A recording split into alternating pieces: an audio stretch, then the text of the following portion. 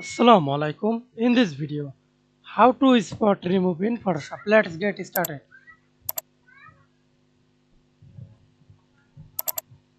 Open image and first of all use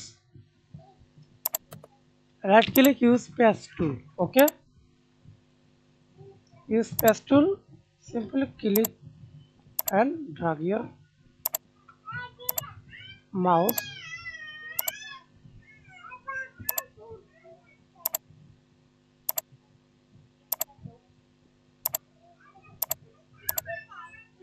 Okay, click smoothly. Sorry.